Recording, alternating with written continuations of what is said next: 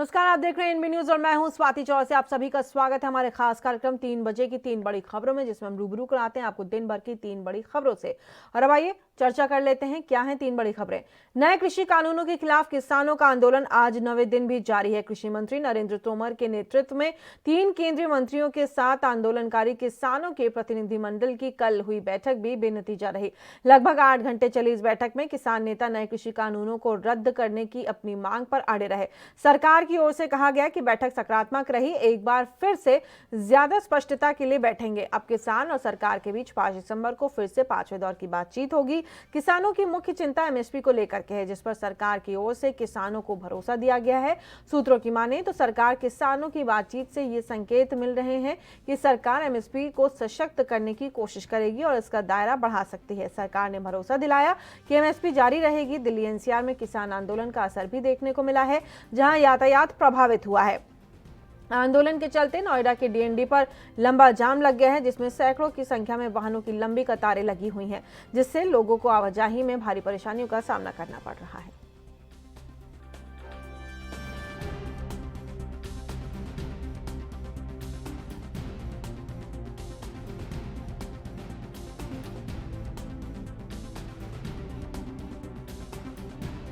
कि आज किसानों के आंदोलन को करते हुए उन्हें 9वां दिन हो गया है। कल बातचीत हुई।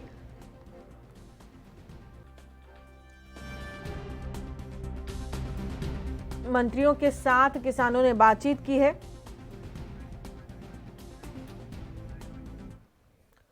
और इसी खबर पर हमारे संवाददाता राजीव हमारे साथ जुड़ गए हैं दिल्ली से लाइव। राजीव, अब दिल्ली में क्या हालात हैं, क्योंकि किसान एंटर कर चुके हैं दिल्ली में, लोगों को अब जाम की स्थितियों से भी दो चार होना पड़ा, यानी कि अब यातायात ठप होने की कगार पे भी आ गया। और हमने जो तस्वीरें हमें मिली हैं उसमें हमने देखा कि किस तरीके से नोएडा गेट के पास ही वहां पर तमाम किसानों ने जत्थेबंदी अपनी शुरू कर दी है, एकत्रित होना वहां पर शुरू हो गए, जिसकी वजह से यातायात अब प्रभावित होता हुआ दिख रहा है। राजीव, देखिए, बिल्कुल सही कहा आपने। एक चीज तो स्पष्ट है, किसान पीछे हटने वाले नहीं है, क्योंकि जिस तरीके से 8 दिन से लगातार बैठे हुए हैं किसानों और आज 9वां दिन है, तो कहीं ना कहीं किसानों की जो मुश्किल है वो भी हम समझी जा सकती है। मगर बात करें जिस तरीके से कल जो बैठक हुई थी वो भी बेनतीजा रही। मगर हाँ, कुछ बातों पर सहमति जरूर बनी थी, मगर कहीं ना कहीं अभी भी वो बातें, यानी कि जो पूरी तरीके से जो किसानों की मांग है वो अभी सरकार की तरफ से नहीं मानी गई है। मगर कल 5 दिसंबर को दोबारा से बैठक होगी और कहीं ना कहीं आशंका ये जताई जा रही है कि जो 5वीं बैठक होगी वो कहीं ना कहीं किसानों के हित में हो सकती है, क्योंकि जिस तरीके से कुछ बातों पर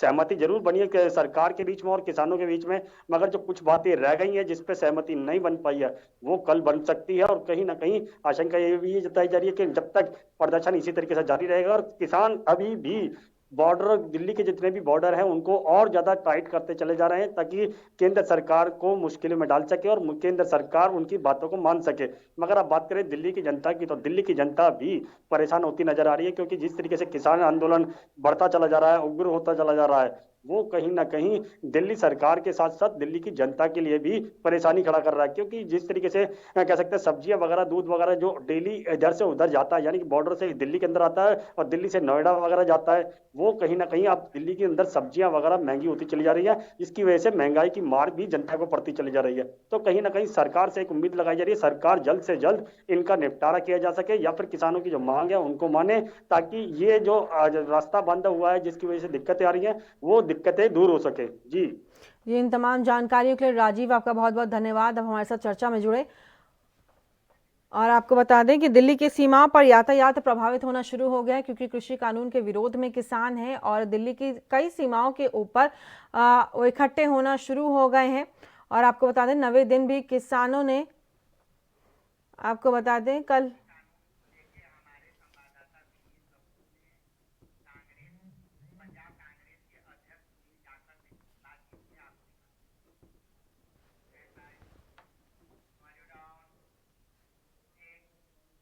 और अब हम आपको सीधा सुनाते हैं कि क्या कुछ कहा है पंजाब कांग्रेस के अध्यक्ष सुनील जाखड़ ने। हमारे संवाददाता विनीत कपूर ने उनसे खास बातचीत की है, क्या कुछ कहना है उनका आपको सुनाते हैं।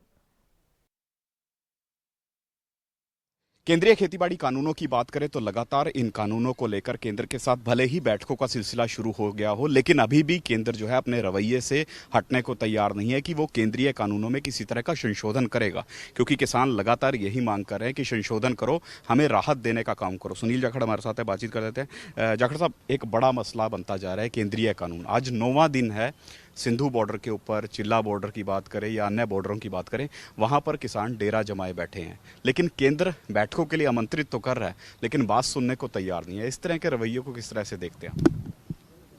ये केंद्र सरकार का अड़ियलपन है, ये अहंकार है केंद्र सरकार का, जिसकी वजह से आज बुजुर्ग किसान, हमारी माताएं, बहनें, बच्चियाँ, परिवार के साथ जो किसान वहाँ गए हुए आज बैठे हैं वहाँ इतनी सर्दी के अंदर, और इस कोरोना के समय में जब खुद प्रधानमंत्री बार बार देश को चिता रहे हैं कोरोना को लेके, तो मैं समझता हूँ मानवीय आधार पर भी मोदी साहब को चाहिए था कि इन कानूनों को एक दफ़ा सस्पेंड करते, they should be held in abeyance, इनको रोकें इनकी इम्प्लीमेंटेशन, और जब कोरोना की स्थिति सुधर जाए तो उसके बाद में किसान जथेबंदियों से बैठ के इसका हल करें। परंतु इसकी वजह, जैसे आप कह रहे हैं भी केंद्र सरकार बार बार, केंद्र सरकार क्या कर रही है, केंद्र सरकार झूठ पे झूठ बोले चली जा रही है। और मुझे आज फिर आप भी मुझे समझेंगे कि हमारे गुरदासपुर से जो बीजेपी के उम्मीदवार थे पार्लियामेंट के लिए, सनी देओल जी, वो एक बड़ा डायलॉग बोला करते थे, क्योंकि अभी नलके उखाड़ते रहे हैं तो पहले ये भी कहते रहते थे कि तारीख पे तारीख पे तारीख।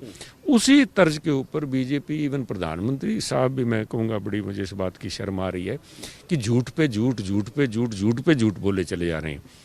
अभी मन की बात 29 तारीख को, 29 नवंबर को मोदी साहब ने जो मन की बात की, उन्होंने एक किसान का नाम लिया, जितेंद्र नाम के किसान का, महाराष्ट्र से, और उन्होंने कहा, दावा किया प्रधानमंत्री ने कि नए कानूनों की बदौलत उस किसान की मक्की को उसकी पेमेंट मिली और उसका बहुत अच्छा उसको फ़ायदा हुआ। आज वही जितेंद्र किसान दिल्ली में आके किसान संघर्ष में किसानों के साथ बैठा है और वो कह रहा है कि उसकी मक्की जो है एमएसपी या न्यूनतम समर्थन मूल्य 1850 पे ना बिक के 1200 रुपये में इन साहूकारों ने खरीदी और उसको 3 लाख रुपए का नुकसान हुआ। तो भ्रम कौन फैला रहा है साहब? मोदी साहब के मुंह से ये बातें शोभा नहीं देती, देश को भ्रमित कर रहे हैं। वो बेनिफिट बता रहे हैं इन काले कानूनों की जो है नहीं। आज किसान को सामने मौत खड़ी दिख रही है अपनी, इसीलिए वो अपना सब कुछ छोड़ के इस कड़कती सर्दी के अंदर वहाँ पे बैठा है। तो जब तक सरकार अपना अहंकार नहीं छोड़ती, जब तक अपना रवैया नहीं छोड़ती और सकारात्मक ढंग से इस बातचीत में नहीं आती, तब तक मैं समझता हूँ कि ये देश के लिए बड़ा एक जोखिम का समय किसानी के लिए तो है ही है, परंतु इसके प्रभाव जो है दूरगामी होंगे और देश के लिए अच्छे नहीं होंगे। देश के लिए अच्छे नहीं होंगे। कैप्टन अमरिंदर सिंह भी कल अमित शाह के साथ इसी तरह की एक मुलाकात करके आए, जिसमें उन्होंने सीधे तौर पर कहा कि अर्थव्यवस्था पर पंजाब की इस आंदोलन का बड़ा फर्क देखने को मिल रहा है। नेशनल सिक्योरिटी का भी उन्होंने हवाला दिया कि नेशनल सिक्योरिटी भी कहीं ना कहीं इस आंदोलन की वजह से उस पर भी कहीं ना कहीं सवाल खड़े हो सकते हैं कि बाहरी ताकतें जो हैं वो इस आंदोलन की आड़ में कोई अप्रिय घटना को भी अंजाम दे सकती है। इस तरह की बात कैप्टन अमरिंदर सिंह करते नजर आ रहे हैं। आपको क्या लगता है कि लगातार जिस तरह से नेशनल सिक्योरिटी का इशू उठता जा रहा है, तो क्या कोई बड़ा थ्रेट है जिस वजह से कैप्टन अमरिंदर सिंह बार बार केंद्र को सचेत करने की कोशिश कर रहे हैं? बिल्कुल आपने सही कहा। कल पहली दफ़ा नहीं हुआ, कैप्टन साहब ने जिस दिन से किसान धरने पे बैठे हैं उसी दिन से ये बात केंद्र सरकार को चेता रहे हैं कि इस संघर्ष को, इनके इस प्रोटेस्ट को गंभीरता से लिया जाए, क्योंकि यहाँ पे अगर पंजाब में इस किस्म की अशांति, लोगों में बेचैनी होगी किसानी के अंदर, और किसान प्रधान हमारा सूबा है, तो पाकिस्तान की आईएसआई एजेंसीज को यहाँ पे गड़बड़ करने का मौका मिलेगा। बाहर जो बैठे हैं कनाडा या जर्मनी या जिस किस्म से ये लोग आज बात कर रहे थे, उन लोगों को प्रोत्साहन मिलेगा। दे विल हैव, यहाँ पे वो कोई ना कोई किसी न किसी नौजवान तबके को प्रभावित करने में सफल ना हो जाएं। इसलिए कैप्टन साहब ने आर्थिक के साथ साथ आंतरिक और हमारी बाहरी सुरक्षा की बात भी तब भी उठाई थी, पर केंद्र सरकार की आंखें अब जाके खुली हैं, जबकि किसान आज उनके दरवाजे पे आके वहाँ बैठ गए हैं और आज दिल्ली का हर तरफ से ट्रैफिक बंद करने की बात हो रही है। भगवंत मान की बात करें, आम आदमी पार्टी की बात करें, मीटिंग पर सवाल खड़े कर रहे हैं। वो कह रहे हैं कि ये कोई किसानों के संदर्भ में मीटिंग नहीं थी, बल्कि ईडी के केसों के संदर्भ में कैप्टन अमरिंदर सिंह अमित शाह से मिलने के लिए वहां पर पहुंचे थे। मैं समझता हूँ आम आदमी पार्टी के किसी भी नेता को, इवन माननीय जो मुख्यमंत्री हैं केजरीवाल साहब को, इस मसले पे बोलने का कोई भी नैतिक अधिकार नहीं है।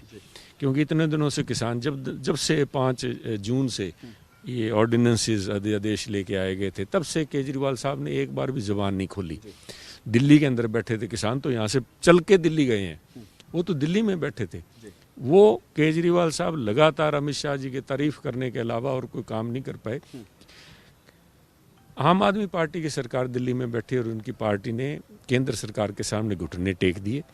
आज वो अपनी सरकार और गद्दी बचाए रखने के लिए उन्होंने जो समझौता किया हुआ है, आज पंजाब के अंदर भी मैं समझता हूँ, चाहे वो अकाली दल है चाहे वो आम आदमी पार्टी है, ये उसी भूमिका में अपने आप को देख रहे हैं जो कि बिहार के अंदर चाहे वो चिराग पासवान जी की पार्टी थी, चाहे ओवैसी जी का जो रोल था, ये दोनों पार्टियां वही रोल निभाने के लिए अपने आप को मानसिक तौर पे इन्होंने तैयार कर रखा है। किस तरह के घुटने टेके हैं? क्या जो नोटिफिकेशन दिखाई जा रही है बार बार कि दिल्ली में नोटिफिकेशन केंद्रीय कानूनों की लागू कर चुकी है केजरीवाल सरकार, क्या वो वाकई में सही है? क्योंकि यहाँ पर भगवंत मान की बात करें, वो कह रहे हैं कि हमने मंडी यार्ड को बढ़ाया है, हमने इन कानूनों को लागू नहीं। आप अगर पढ़ के देखें, मेरे पास वो है, मैं आपको फॉरवर्ड भी कर दूंगा, उसमें डायरेक्ट इस ऑर्डिनेंसेस का रेफर उन्होंने दिल्ली सरकार ने किया है।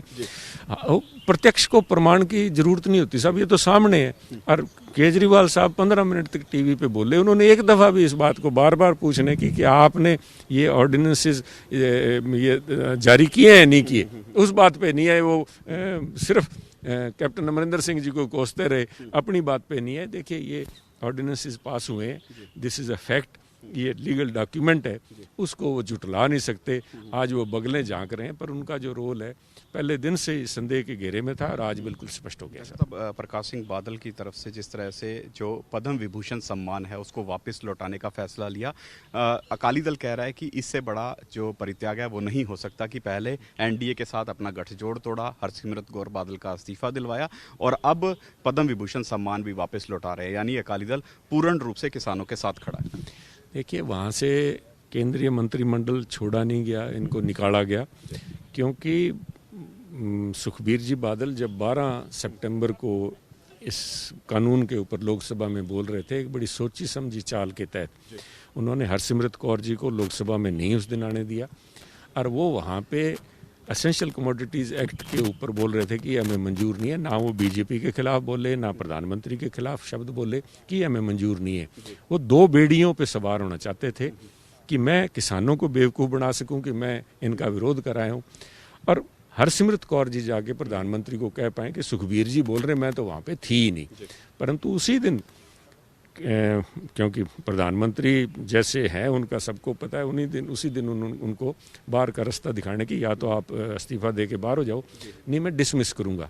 उस दबाव के चलते हुए इन्होंने, आप देखिए जिस 15 तारीख को दोबारा जब बोलने का प्रयास किया सुखबीर जी ने, तो उनको स्पीकर ने बोलने का समय भी नहीं दिया कि आप बैठ जाओ।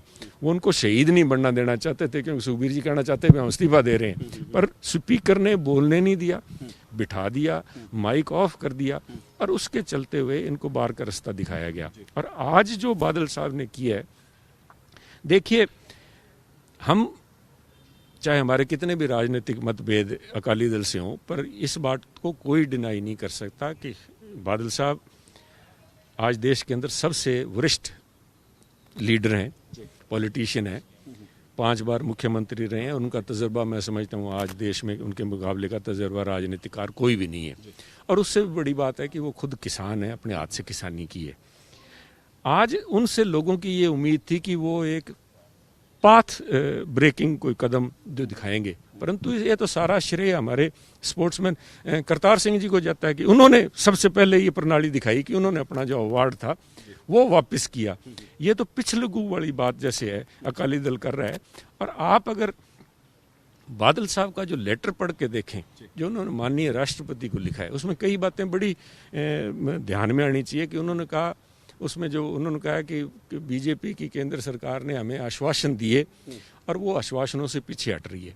मैं बादल साहब से बड़े सत्कार से पूछना चाहूँगा, बादल साहब किसने आपको आश्वासन दिया, किसको आश्वासन दिया? क्योंकि खुद सुखबीर बादल तो तोमर साहब का लेटर ला के यहाँ सारे विपक्ष को दिखा रहे थे कि ये देखिए आपकी सारी आशंकाएं झूठी हैं, मेरे पास तोमर साहब का लेटर है। तो कौन सा आश्वासन था उनके पास? तो वो तो वकील के तौर पे काम कर रहे थे। और दूसरी बात उन्होंने जो लिखी है राष्ट्रपति महोदय को, उसमें उन्होंने कहा है कि ये काले कानून जो हैं इनका मैं विरोध करता हूँ, ये किसान मारू जो कानून है इनका विरोध करता है। पर मेरी एक बार फिर बेनती है मैं आपके सामने, क्योंकि पहले बादल साहब अपने घर में कन्विंस कर लें, उनको सहमत करें अपनी बात से कि काले कानून है, क्योंकि। और यहाँ रुकेंगे, एक छोटे से ब्रेक लें। ब्रेक के उस पार भी खबरों का सिलसिला जारी है।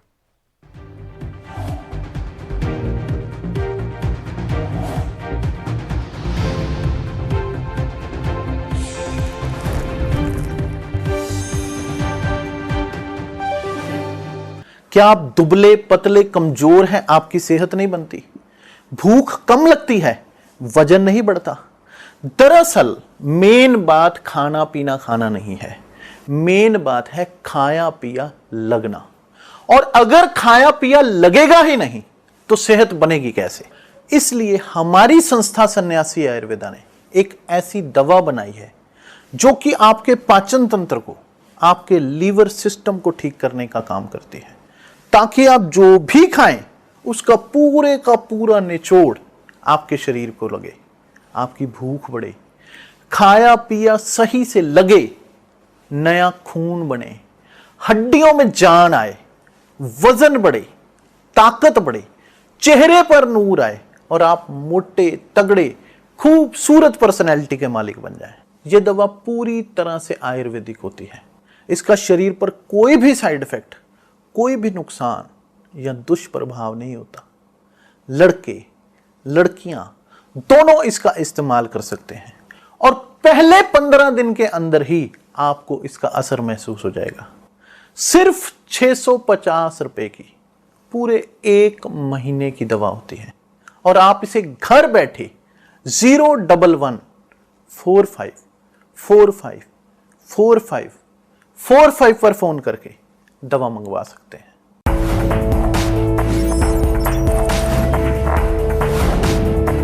कम ब्रेक और ज्यादा खबरों के साथ देख।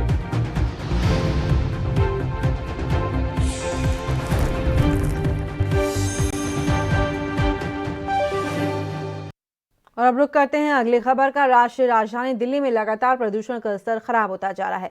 यहाँ वायु गुणवत्ता कई दिनों से खराब श्रेणी में ही बनी हुई है। शुक्रवार को भी दिल्ली की वायु गुणवत्ता बेहद खराब श्रेणी में दर्ज की गई है और इसमें सुधार की भी अभी कोई संकेत नहीं मिले हैं। AQI के बेहद खराब श्रेणी में होने के कारण दिल्ली वासी घर से बाहर निकलने से भी डर रहे हैं। बता दें कि AQI सुबह 9 बजे से 364 दर्ज किया गया। बृहस्पतिवार को शहर में 24 घंटे का औसत AQI 341 था।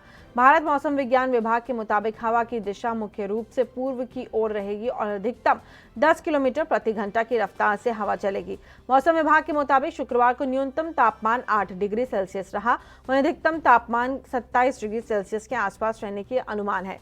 IMD के अधिकारियों के मुताबिक इस मौसम में न्यूनतम तापमान अधिकतर दिन भर बादल नहीं होने के कारण सामान्य से 2-3 डिग्री कम ही रहा।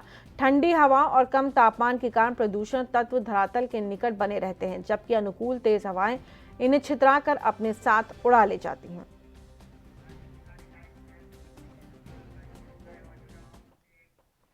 और इसी खबर पर एक बार फिर से चर्चा करने के लिए हमारे संवाददाता राजीव हमारे साथ जुड़ गए हैं दिल्ली से। राजीव, जिस तरीके से लगातार बीते कई दिनों से ये देखा जा रहा है कि प्रदूषण का जो स्तर है वो कम होने का नाम ही नहीं ले रहा है दिल्ली में, और आज भी यही स्थिति देखने को मिल रही है, क्योंकि अब जैसे जैसे ठंड बढ़ेगी, अगर ये जो प्रदूषण है ये नहीं छटा तो आने वाले दिनों में लोगों को और भी ज्यादा दिक्कतों का सामना करना पड़ेगा। राजीव, देखिए बिल्कुल सही कहा आपने। एक चीज तो स्पष्ट है, दिल्ली की कहीं ना कहीं जनता जो है वो परेशान होती नजर आ रही है, क्योंकि एक तरफ तो कोरोना जैसी स्थिति चल रही है, दूसरी तरफ पॉल्यूशन का स्तर बढ़ रहा है, तो कहीं ना कहीं दिक्कतें जनता को आ रही है और जनता कहीं ना कहीं सरकार से एक उम्मीद जता रही है कि सरकार कुछ बड़े कदम उठाए। मगर बात करें सरकार की तो दिल्ली सरकार कोशिश जरूर कर रही थी निरंतर, मगर वो कोशिश धरातल पर साबित नहीं हो पा रही थी, क्योंकि जिस तरीके से रेड लाइट ऑन या फिर गाड़ियां ऑफ जो प्रक्रिया थी वो भी कहीं ना कहीं विफल नजर आ रही है, क्योंकि दिल्ली सरकार निरंतर कोशिश जरूर कर रही थी मगर कोशिश के साथ साथ कोई ठोस कदम नहीं उठा पा रही थी, जिसकी वजह से दिल्ली सरकार कहीं ना कहीं कोशिश के साथ साथ जनता को सुविधाएं नहीं दे पा रही थी। राजीव, यहाँ आपको रोकना चाहूंगी। देखिए राजीव, यहाँ पे आप जो कह रहे थे ये ऑन ऑफ लाइट वाला सिस्टम, इस सिस्टम को मैंने भी देखा था दिल्ली में कि जिस तरीके से ये काम कर रहा था। देखिए, आप सबको नहीं रोक सकते, जितने भी लोग वहां पर सिग्नल पे हैं, ये तो खुद से ही एक अंदर से जितने भी वहां पर दिल्ली वासी हैं उनके अंदर से ये चीज सजग होना चाहिए कि प्रदूषण को साफ करना हमारी भी जिम्मेदारी। हर चीज के लिए हम राज्य सरकार या केंद्र सरकार के ऊपर ठीकरा नहीं फोड़ सकते, पहली बात। दूसरी बात ये कि हर साल इस तरीके की दिक्कत होती है। ऐसे में अब सिग्नल पे कार्स को बंद करना या मोटर व्हीकल्स को बंद करना एक तरीके से खाना पूर्ति लगती है, क्योंकि ये मैं मान सकती हूँ कि कुछ प्रतिशत तक प्रदूषण बढ़ाते हैं, लेकिन जो मुख्यता है, जो मुख्य रूप से प्रदूषण बढ़ता है वो इसी चीज से बढ़ता है, या तो पराली से जो सर्दियों के टाइम पर जलाई जाती है। अब ऐसे में फिर वही सवाल आता है, हम फिर से वही सवाल करते हैं कि केंद्र सरकारें या राज्य सरकारें मिलकर बैठक करें और इसके ऊपर चर्चा करें कि पराली जलाने के ऊपर आप अगर किसानों के ऊपर फाइन लगा रहे हैं, आप उनसे फाइन ले रहे हैं, आप उनके ऊपर तमाम जो मापदंड हैं वो लगा रहे हैं, तो आपको उसके लिए सोल्यूशन भी देना चाहिए ना उनको कि वो पराली का करेंगे क्या।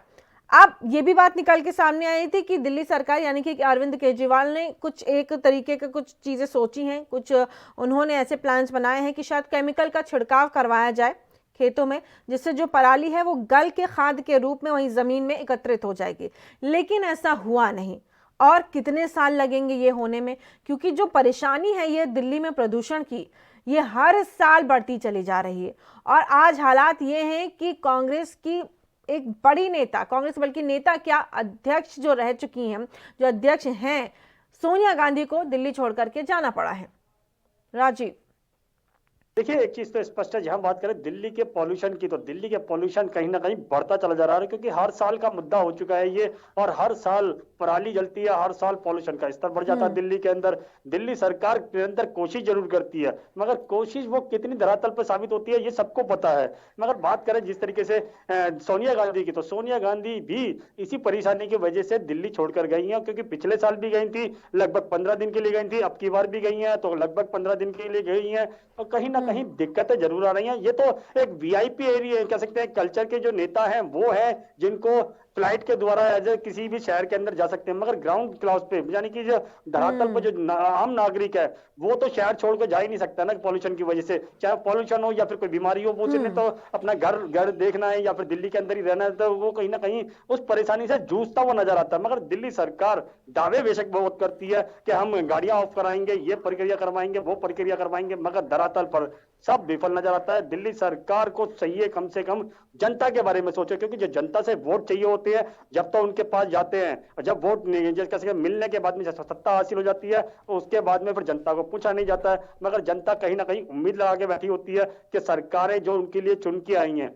वो कहीं ना कहीं उनके लिए कार्य करें। मगर पॉल्यूशन का स्तर आज भी बढ़ रहा है, पिछले साल भी बढ़ रहा था और उससे पिछले साल भी बढ़ रहा था, मगर दिल्ली सरकार अभी भी कोशिश के जाम पर सिर्फ केंद्र सरकार से गुहार लगाने के लिए कि राज्य सरकारों से कहे ताकि वो पराली ना जलाई जा सके। मगर पराली उनका जो किसान है वो उनकी भी परेशानियां हैं, वो पराली का करे क्या, क्योंकि सरकारें उनको मुआवजा नहीं देती हैं, ना ही पराली उनसे लेती हैं, तो कहीं ना कहीं उनको मजबूरन वो पराली जलानी पड़ती है।